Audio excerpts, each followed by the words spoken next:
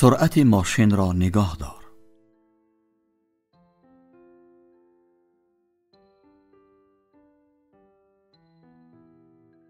مرد با سرعت بلند ماشین می راند. ناظر راه او را بازداشت نموده و نوشتن سند می پردازد. راننده به خود می اندیشد که این سند نوبتی باعثی از شهادتنامه رانندگی محروم گشتن او می گردد. راننده با اصرار از ناظر راه خواهش می کند که از این عمل خودداری نماید، زیرا او از شهادتنامه رانندگی محروم شده در نتیجه بیکار می ماند و در بیکاری امکان پرداخت کردن مبلغ تحصیل دخترچش را از دست می دهد. ناظر راه به التجا و زاری راننده گوش کرده نوشتن را ادامه می دهد. راننده با اضطراب: مگر زاری و التجای من به خاطر ادامه تحصیل فرزندم برای تو هم که پدر هستی ارزش ندارد؟ ناظر راه نوشتن را به انجام رسانیده کاغذ را روی آینه پیش ماشین گذاشته می رود. در کاغذ چنین نوشته شده بود: محترم راننده، من هم دختر داشتم. او هم باید به مکتب می رفت. اما راننده با سرعت بلند ماشینش را اداره کرده نتوانست و در راه مکتب دختری مرا زیر کرد. دخترم فوت دو. راننده زندانی شد. حالا او از محبس برآمده است و با فرزندانش خرسندانه زندگی دارند. اما دختر من نزد من نیست. هر روز دخترم را به یاد می آرم و می سوزم. تو هم آهسته ران تا که جان کسی را قربان نکنی. عمل راننده‌ای که با رعایت نکردن قاعده های حرکت در راه به صدمه دچار شده هلاک می شود معنای خودکشی را دارد. در برابر هلاکت خود او باز به حیات دیگران نیز آسیب و خطرهای مرگاور می آورد که آن گناه عفوناپذیر محسوب می شود.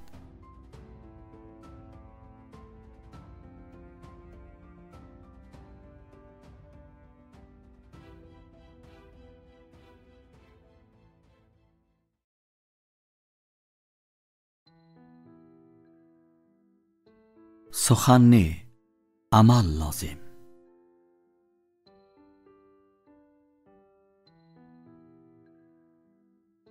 از محمد بن اسحاق نقل است که و بیشر بن حارث سؤال کرد: در راه ابراهیم بن ادهم قدم گذاشتن می خواهم، مگر این ممکن است؟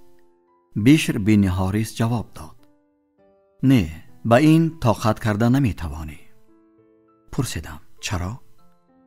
بیشر بن حارث چنین جواب داد: زیرا ابراهیم علیه السلام عمل می کند، سخن نمی کند. تو باشی تنها سخن می کنی اما عمل نمی کنی. از ظرف خالی صدای بلند می براید. اشخاصی که داد و فغان بیهوده می کنند مانند ظرف خالی می باشند. رفتار نمونوی بهتر از 100 نصیحت شفاهی است. 100 گفتار با یک عمل خیر برابر نمی شود.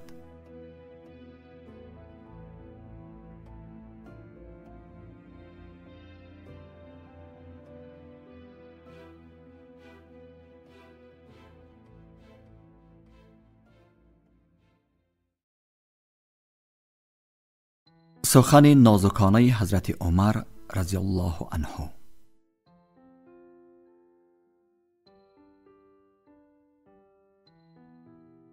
در زمان خلافت حضرت عمر رضی الله عنه شخصی را برای دزدیش دستگیر کردند.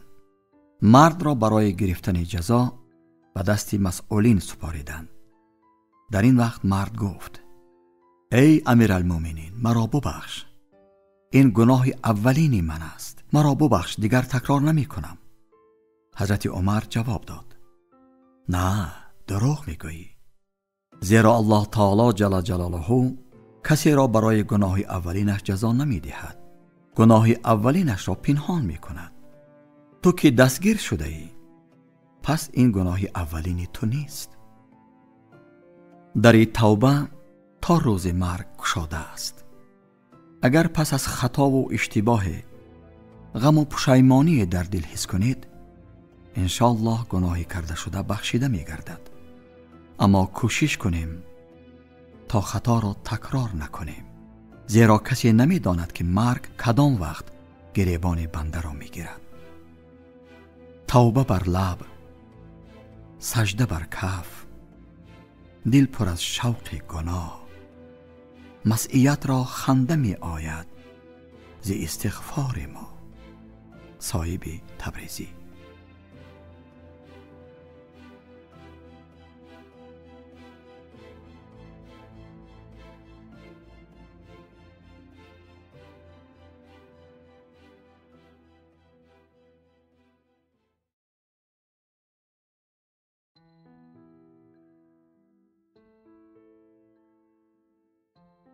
صحبت مادر با دختر.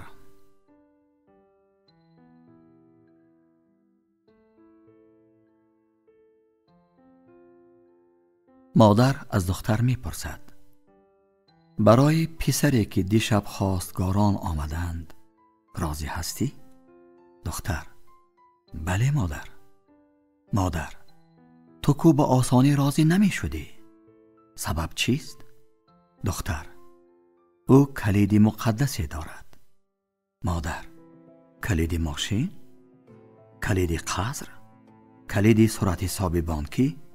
دختر: هیچ کدامی از اینها. مادر: پس چه کلیدی است که تو را مفتون کرده و راضی شدی؟ دختر در صحبتش از ایمان و ایمانداری حرف می زد. شخص ایمانداری قوی در یک روز کمی در کم 5 وقت نماز ادا می کند.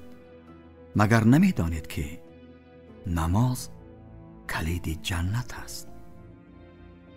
عائله‌داری در دایره اسلام خوشبختی می آورد، نه مال و ملک و شهرت. بسیار مالداران و شهرتدارها را می بینیم که یا در اولی عائله‌داری و یا در بین یا آخری عائله‌داری غمگین می گردند. حتی چنان غمگینی که گویا هرگز شادی نکردند. حدیث نبوی است که می فرماید خداوند برکت رزق عائله را در محبت زن و شوهر پنهان کرده است. معنای حدیث: در کف دست دانه های بادام داری، با طبع بالیده و شیرین نوش جان کردن میگیری. در آخر دانه تلخ به دهان گذاری، چون این حس حکم فرماید میگردد. دهان هم تلخ شد، حیات هم چنین است.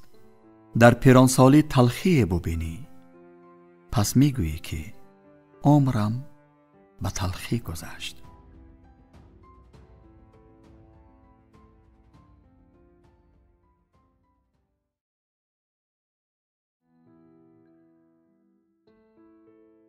صحبت پدر با دختر.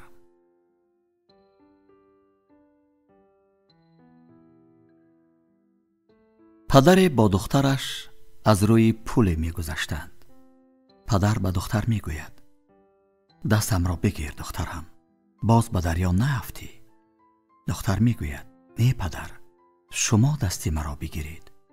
پدر حیران شده می پرسد: دخترم چه فرقی دارد؟ دختر می فرماید: فرق زیاده دارد. اگر من دست شما را گیرم و بیفتم، من دستم را از دستتان جدا کرده می توانم.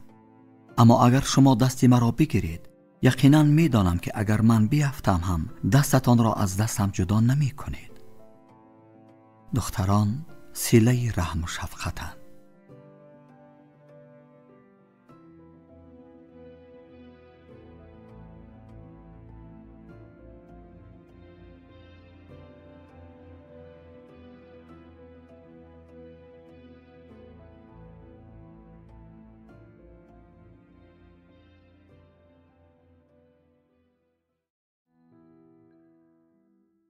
صحبت تلفنی پدر با پسر.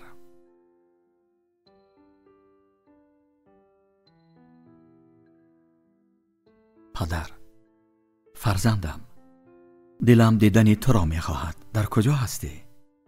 فرزند: پدر، کار زیاده دارم. پدر: فرزندم، چند مراتب زنگ زدم اما تو را نیافتم. فرزند: پدر، مجلس داشتم. پدر: فرزندم، امشب تو را در خوراک شام انتظار می شوم. فرزند: پدر ببخشید، قبلا با رفیقهایم یک برنامه در نقشه گرفته ایم. پدر: فرزندم، گفتم که یک آوازت را شنوم. فرزند: پدر، تلفن را باید خاموش کنم، بدتر زنگ میزنم. پدر: فرزندم، کی به نزدم می آیی؟ فرزند: پدر، کارم زیاد است، وقت شود می آیم. پدر: فرزندم، دیشب تو را در خوابم دیدم، خوب هستی؟ فرزند: خوبم پدر، خوبم، حاضر در سری چنبرک هستم، بعداً زنگت میزنم. پدر: فرزندم، هر وقتی که زنگ میزنم تو سرکاری، تو را بسیار یاد کردم، کی به نزدم می آیی؟ فرزند: اوف پدر، اوف. بعد چند روزه فرزند به پدر زنگ میزند. تلفن را همسایه میبردارد. فرزند: با پدرم بگویید که کارم بسیار است و آمدن نمیتوانم. همسایه: پدرتان دیشب وفات کرد. آخرین سخنش همین بود. حاضر فرزندم در مجلس هست و کارش زیاد است. او را ناراحت نکنید و مرا شما به خاک سپارید. الله تعالی جل جلاله در سوره نساء آیت 36 فرموده است: الله را بپرستید و هیچ چیز را شریک او مسازید و به پدر و مادر و خویشاوندان و یتیمان و یار مصاحب و مسافر رهگذر و بندگان خدا نیکی کنید. البته الله متکبران و فخر فروشان را دوست ندارد.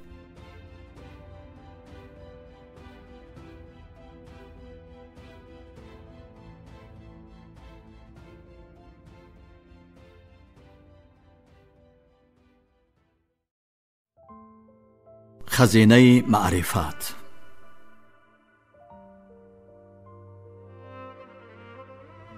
صحبت جانان.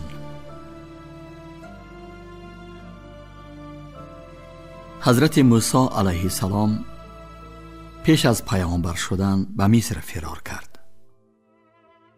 با دشواری و گرسنگی نهایت به مدین رسید. گروه آدمانی را دید که برای آب دادن گوسفندان خود در کنار رود جمع شده بودند. در میان آنها دختران حضرت شعیب علیه السلام نیز بودند. حضرت موسی علیه السلام برای آب دادن گوسفندان به دختران حضرت شعیب کمک کرد. دخترها به خانه آمدند. حضرت موسی علیه السلام زیر سایه آمد و برای رفع گرسنگی به درگاه الله تعالی جل جلاله دعا کرد تا برایش نان برساند. این دم یکی از دختران حضرت شعیب علیه السلام نزد حضرت موسی آمد و گفت: پدرم تو را نزدش دعوت می کند تا اینکه پاداش خدمتت را بدهد. حضرت موسی به خانه حضرت شعیب آمد و خوراک آماده شده را بدید. حضرت موسی علیه السلام به دسترخوان ننشست و راست ایستاد. حضرت شعیب علیه السلام فرمود: ای جوان، بنشین و خوراک شامت را بخور. حضرت موسی گفت: با الله تعالی جل جلاله پناه می طلبم. حضرت شعیب علیه السلام فرمود: چرا؟ مگر گرسنه نیستی؟ حضرت موسی: گرسنه‌ام، اما از آن می ترسم که این خوراک چون حق کمک کردنم برای آبدهی گوسفندان حساب می یابد. خاندان ما را چنین آیین است که کاری را برای الله جل جلاله و آخرت بجا آریم، بر عوضش دنیا را با طلا پر کرده دهند هم از آن ذره نمی گیریم. حضرت شعیب علیه السلام قسم یاد کرده چنین گفت: خوراک برای حق کارت نیست. مهمانداری و مهمان نوازی از عادتهای گذشتگان ما است. حضرت موسی علیه السلام پس از شنیدن این سخن نشسته خوراک بخورد. عرف و آیین‌های خیر گذشتگان را باید که احیا نماییم، عملهای خالصانه را بر زیاد انجام دهیم و الله تعالی جل جلاله بر دل مردم مهر و محبت را مسکن می کند انشاءالله.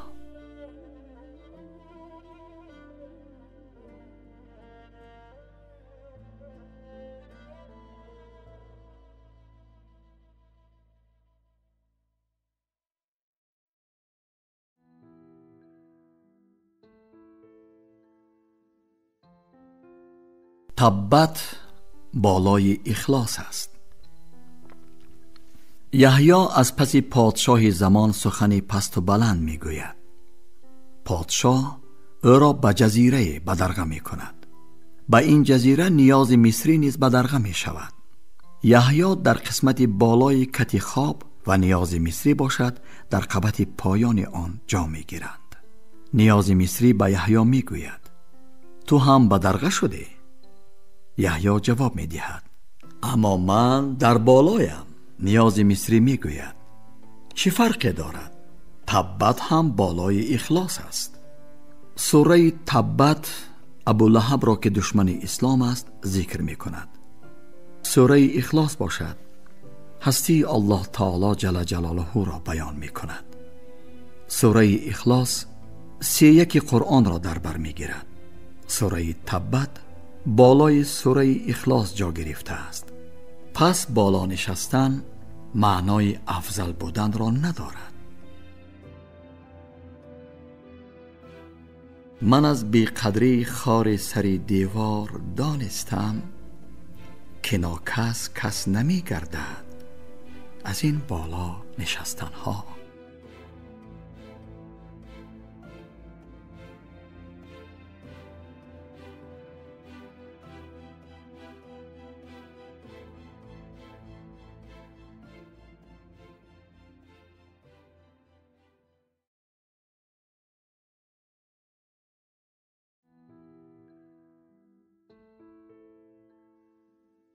توکل یا تعقل. حضرت عمر رضی الله عنه با یک گروهی که از یمن آمده بودند واخوری نمود. حضرت عمر از آنها سوال کرد شما چگونه روزگارتان را می‌گذرانید؟ مردم ما از اهل توکل کنندگان هستیم. حضرت عمر دروغ میگویید، شما از توکل کنندگان نیستید، شما از تعقلانید، یعنی از کارگریزنده ها و از تیار خورنده ها هستید. در کنج نشستن و به اقدام دست نزدن و خود را از اهل توکل نامیدن بجز فریب کردن خود و دیگران چیزی دیگری نیست. بجز فریب کردن خود و دیگران چیزی دیگری نیست.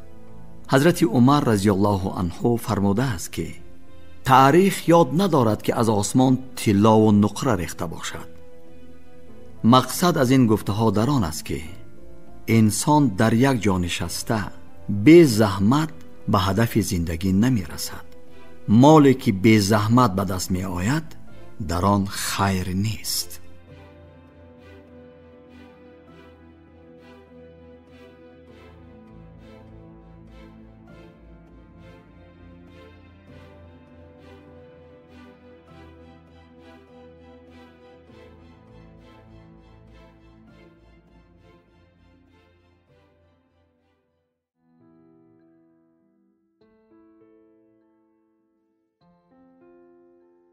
توجه مردم به کبر راه می کشاید.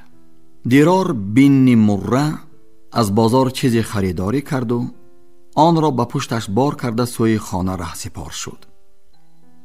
نفران نزدش آمدند و گفتند بارت را به ما ده، ما برداریم. دیرار بن مره تکلیف آنها را رد نموده فرمود نه، من خودم می بردارم. الله تعالی جل جلاله تکبران را دوست نمی دارد. احترام ساخته و تعریف کنی های بیمورد سبب کبر پیدا کردن انسان می گردد. شهرت عسل زهرناک است، بر نفس آدم خوش می آید اما در ایمانداری نقصان می آرد. حضرت ابوبکر رضی الله عنه فرموده است: فخر مکن، هم از خاک آمده ای و هم به خاک می روی و غذای کرم ها می شوی. از کبر و فخر، پس کبر و فخر چه سودی دارد؟